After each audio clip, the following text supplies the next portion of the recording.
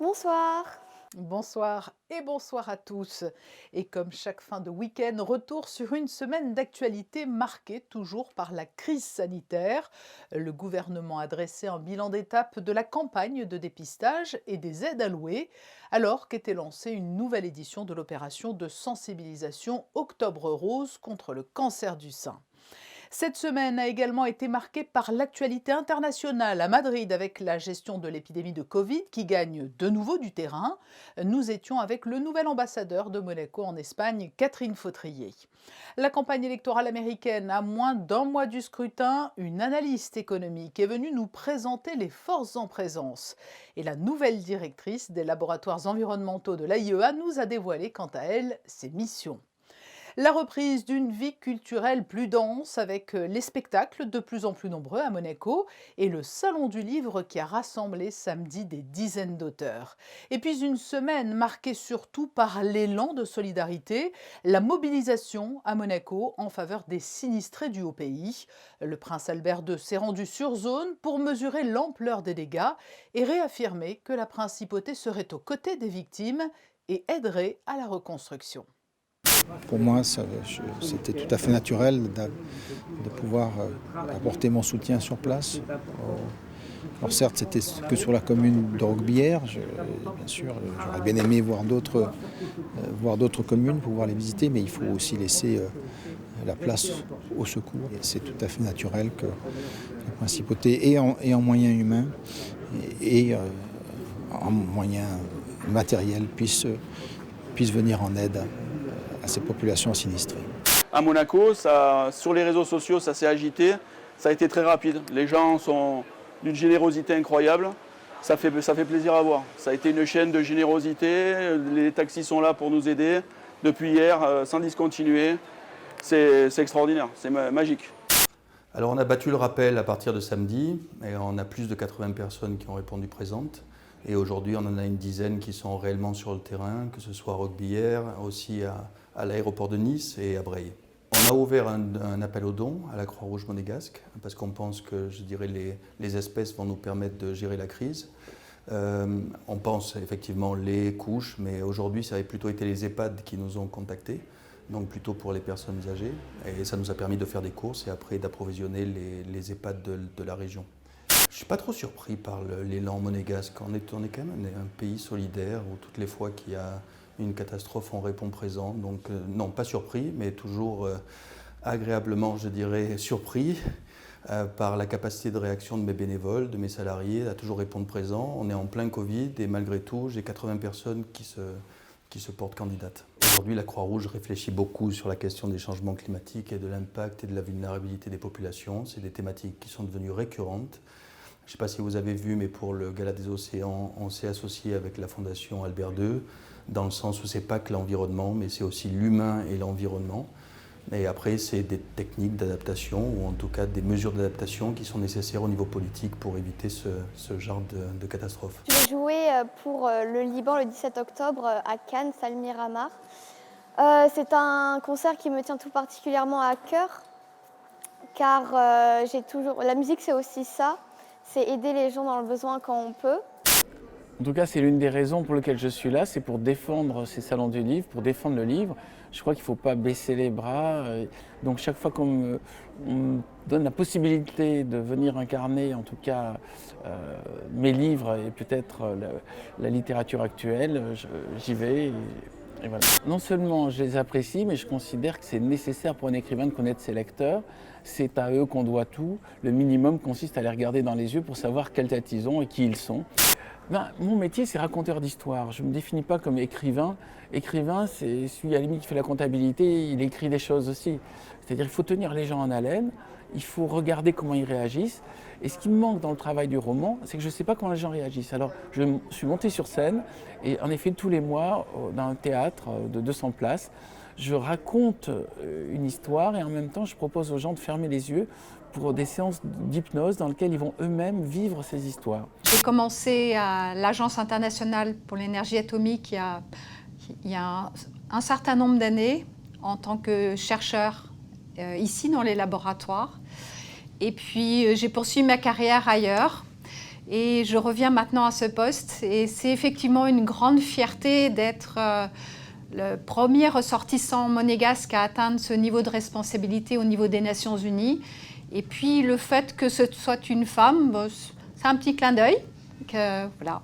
Ce laboratoire de l'environnement est le seul de ce type au niveau des Nations Unies. Il y a un laboratoire de l'environnement et il est ici à Monaco. Cela reste toujours plus difficile pour une femme d'atteindre un poste à haute responsabilité. D'un autre côté, les femmes apportent un autre éclairage. Donc cette complémentarité est importante.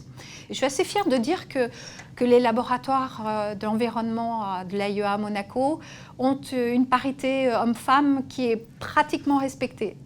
J'ai pris l'habitude de dire que la Chine est la meilleure école de la diplomatie parce qu'elle est codifiée, extrêmement codifiée, et que les relations donc, avec les officiels et les gouvernements sont une espèce de scénario permanent dont il faut avoir les codes pour pouvoir effectivement naviguer. Là, vous retrouvez une monarchie en Espagne, vous êtes à Madrid. Quelle est votre ambition, quelle est votre envie voilà, de collaboration entre nos deux pays ?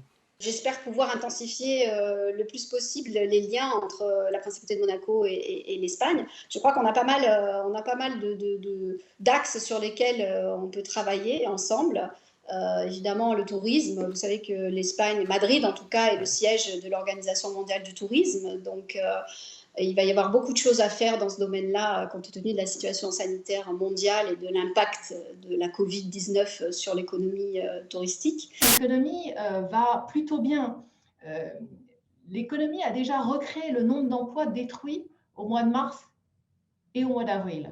Il y avait eu 11 millions d'emplois détruits en 2 mois. 11 millions d'emplois ont été créés entre mai et septembre. Donc, vous voyez, c'est vraiment extrêmement impressionnant. Et donc, finalement, même s'il y a une inquiétude qui est liée au Covid, l'économie américaine souffre moins que l'économie de la zone euro. Et c'est aussi pour ça, me semble-t-il, que Donald Trump et les Républicains parient sur une forme de continuité, même si, évidemment, ils iront plus loin dans la réforme fiscale durant un second mandat éventuellement. Le CTTR, c'est une mesure qui est fondamentale pour protéger l'emploi. Et ce qu'on peut dire avec le recul, c'est qu'il a bien joué son rôle. Alors, prolonger combien de temps ? 1 mois seulement, ce n'est pas significatif. 2 mois, on arrive à la fin du mois de décembre et nous pensons qu'au mois de décembre, la crise ne sera pas réellement derrière nous. Et donc, le gouvernement a considéré qu'une vraie réponse consistait à indiquer que le CTTR serait prolongé jusqu'au 31 mars prochain. Un emploi perdu, c'est une salariée et un salarié qui se retrouvent sans revenu, en situation difficile. C'est une famille qui est impactée. Donc c'est ce qui m'anime tous les jours et c'est ce qui, c'est ce qui sous-tend l'entretien du gouvernement. Comme je l'ai dit aux partenaires sociaux, l'État s'engage, mais l'État ne peut pas tout. Maintenant, les employeurs et les salariés, de leur côté, que peuvent-ils faire également à leur mesure ? Et une des dispositions qui fait l'objet de réflexion, c'est précisément la modulation du temps de travail, un aménagement concerté pour une durée très limitée, une durée d'1 année, avec des garanties, des garde-fous, qui sont l'accord des salariés évidemment, qui sont la limitation des heures supplémentaires pour éviter que l'employé ne travaille trop d'heures dans une semaine considérée, donc avec les dispositions qui sont de nature à rassurer. Nous, ce qui nous guide à la direction des services numériques, c'est de pouvoir proposer des solutions concrètes en réponse à des besoins pratiques de la population, résidents et monégasques, et sans pour autant mettre de côté l'aspect humain. Ce dernier point me tient particulièrement à cœur. J'ai la conviction qu'à Monaco, le numérique sert à augmenter les capacités d'une administration, à compléter ses capacités, mais surtout pas à remplacer des services humains. Ça fait maintenant plusieurs décennies qu'il y a ces campagnes de communication pour promouvoir ce dépistage du cancer du sein, qui est quelque chose d'important et qui, grâce à l'efficacité de ce dépistage, a pu permettre d'atteindre des scores de guérison très importants maintenant depuis de nombreuses années qui vont au-delà de 90%. Le succès va d'un dépistage efficace à une prise en charge également, qu'elle soit chirurgicale ou qu'elle soit par nos confrères chimiothérapeutes ou radiothérapeutes. Donc toute la chaîne de soins aboutit à ce succès thérapeutique. Mais s'il y a un des maillons défaillant, effectivement, le succès ne sera pas le même. Sur la durée d'une vie, une femme sur 8 va être confrontée à cette pathologie. C'est le cancer le plus fréquent. Donc, il faut effectivement en parler, en reparler, sensibiliser les patientes à se faire surveiller régulièrement. Ah oui, c'est un bonheur immense de jouer ici dans mon pays. Je suis juste tellement heureuse et c'est merveilleux pour moi. Et c'est toujours un bonheur pour nous d'entendre jouer Stella Almondo. Passons au best-of des réseaux sociaux avec Halloween qui arrive à grands pas et des scènes toujours aussi mignonnes que spectaculaires, sans oublier les prouesses sportives.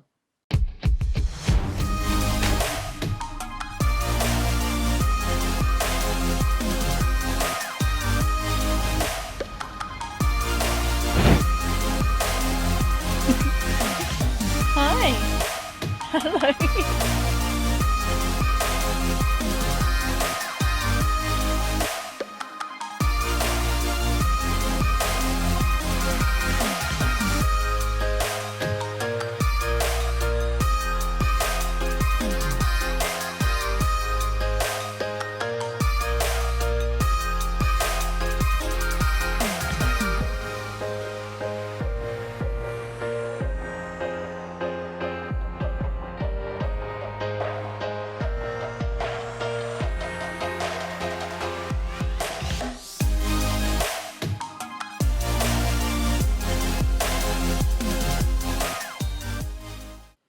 Voilà une logistique bien rodée.